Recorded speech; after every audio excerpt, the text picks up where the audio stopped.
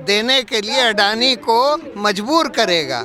इसलिए अडानी की हिम्मत नहीं है कि अमेरिका में हिंडनबर्ग के खिलाफ सूट फाइल करे डेफेमेशन का, मानहानि का। किसी की डॉक्यूमेंट्री सिर्फ मोदी जी के बारे में है और मोदी सरकार के बारे में है, कहते हैं, लेकिन ये हिंदुस्तान को बदनाम करने की साजिश है। उसी तरह से अडानी ने बोला ये रिपोर्ट हिंडनबर्ग की सिर्फ अडानी के ऊपर है, लेकिन वो कहते हैं कि हिंदुस्तान को बदनाम करने की साजिश है। तो ये तो एक स्टैंडर्ड तरीका हो गया है। उसमें लाखों करोड़ रुपया का क्लेम डाल सकते हैं, क्योंकि 5 लाख करोड़ रुपए का इनका नुकसान हो गया उस हिंडनबर्ग रिपोर्ट के बाद अडानी कंपनियों का मार्केट कैप में।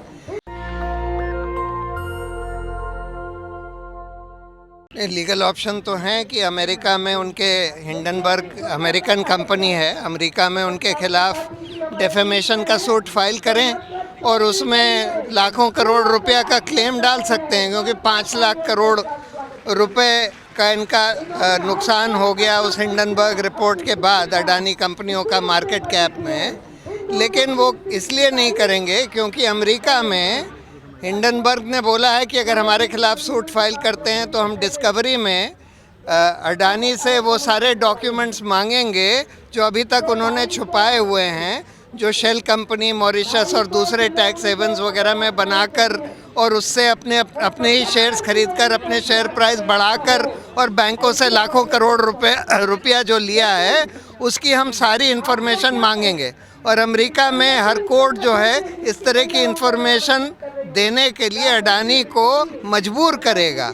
इसलिए अडानी की हिम्मत नहीं है कि अमेरिका में हिंडनबर्ग के खिलाफ सूट फाइल करे डेफेमेशन का, मानहानि का। सर, अगर ये रिपोर्ट किसी भारतीय ऑर्गेनाइजेशन की आई होती तो क्या तब भी ऐसा ही रिएक्शन आता कि सरकार बचाने की कोशिश कर रही है और तमाम तरीके के हथकंडे इस्तेमाल हो रहे हैं? देखिए, ये तो मोदी जी का स्टैंडर्ड तरीका है। बीबीसी की डॉक्यूमेंट्री आई तो कहते हैं कि ये बीबीसी की डॉक्यूमेंट्री सिर्फ मोदी जी के बारे में है और मोदी सरकार के बारे में है, कहते हैं, लेकिन ये हिंदुस्तान को बदनाम करने की साजिश है। उसी तरह से अडानी ने बोला ये रिपोर्ट हिंडनबर्ग की सिर्फ अडानी के ऊपर है, लेकिन वो कहते हैं कि हिंदुस्तान को बदनाम करने की साजिश है। तो ये तो एक स्टैंडर्ड तरीका हो गया है। जब आप नहीं 2024 को लेकर मोदी जी की इमेज खराब करने का प्रयास किया जा रहा है।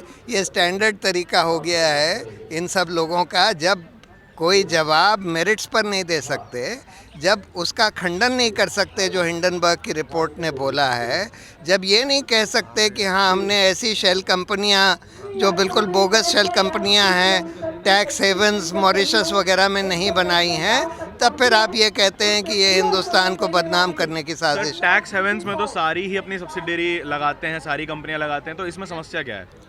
इस समस्या तो ये है कि उसमें कोई पारदर्शिता नहीं होती ना, छुपाते हैं और छुपाकर इन्होंने अडानी और अडानी के फैमिली के लोगों ने वहाँ कंपनियाँ खोलकर और उन कंपनियों से अपने शेयर्स के प्राइस मैनिपुलेट करते हैं।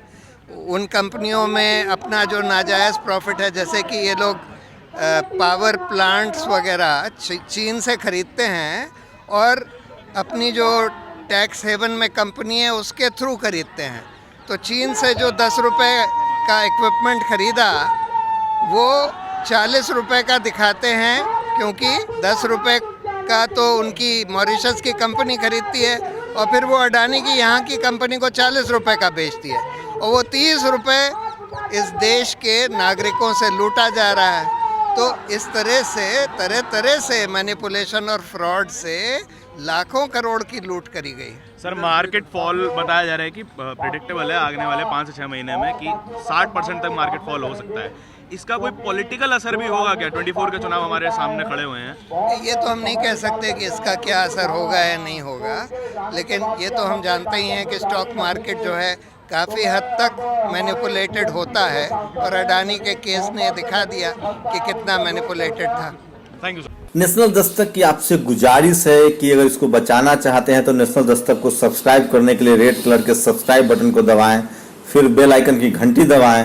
नेशनल दस्तक को बचाने के लिए बहुत जरूरी है कि हर खबर को शेयर करें, लाइक करें, कमेंट जरूर करें।